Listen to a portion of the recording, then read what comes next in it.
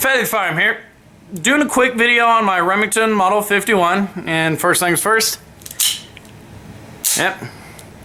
gun is clear. Now these guns were designed by John D. Pedersen prior to World War I, and he wanted them to be ready for World War I, but he just couldn't get them produced early enough to get them out for World War I.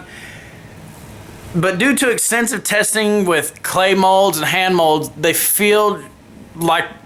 feel amazing in the hand. If you ever get to hold one, you'll realize how well these things just feel in your hand. They're awesome. And these did go into production for the civilian market from 1918 to 1927, with around 64,000 of these being made. And of those, 54,000 of them were in .380 caliber, which this is the .380 caliber version. They also had a 32 ACP version, and about a little over 10,000 of the 32s were built. But the 32 ACP didn't appear until 1921, and they were more intended for the European market and not the US market. Cool thing is, this gun does have 3 safeties. So let's cock the gun. It's got a rear grip safety. It's also got a thumb safety, which is really cool, but also has magazine disconnect safety. But what you can do, hold the gun, rack the slide, let the rear grip go, and the rear grip will hold the slide back. Then you can rotate the thumb safety up, and you can't squeeze the gun to let it down. Cool thing is though, rotate it down, and you drop the slide. The gun has a very interesting firing mechanism. I'll get to that in another video because it is a little difficult to explain. But this is a Type 1 380 model, and you can tell that by it has the 9 deep serrations right here on the side. Kind of U-shaped on either end, but there's just 9 serrations. The later ones had 15 serrations, I believe. And also, the Type 1s don't have anything stamped on the barrel right here. They're clear. This is, plain barrel.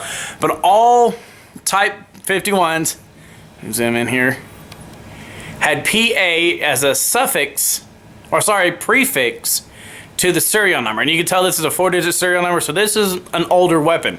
This one was actually made in 1919. It's not my oldest gun, but it's close to my oldest gun. I'm about 9 years off. Weird thing is, as far as the safety goes, the thumb safety was not in the original drawings, was not in the original design, which is, kind of strange. If you look on the other side here, you can see a little anchor on the forward grip. Let me zoom in for you.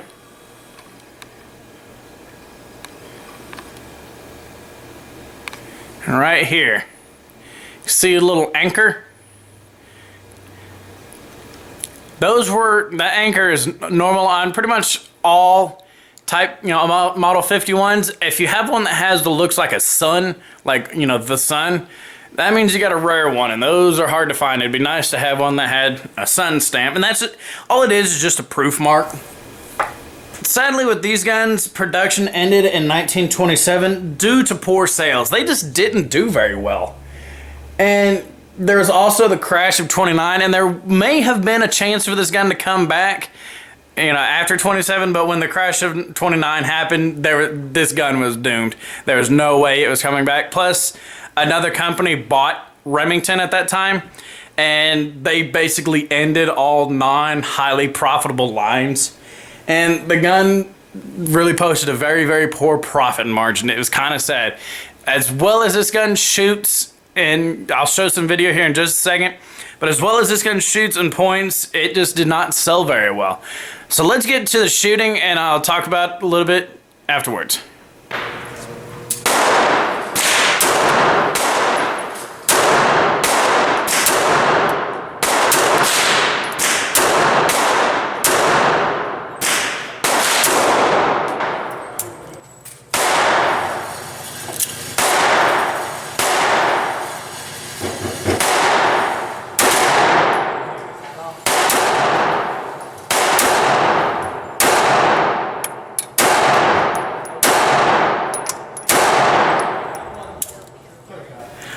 Alright, as you can see from the shooting, it points very well. The gun, you know, feels just great.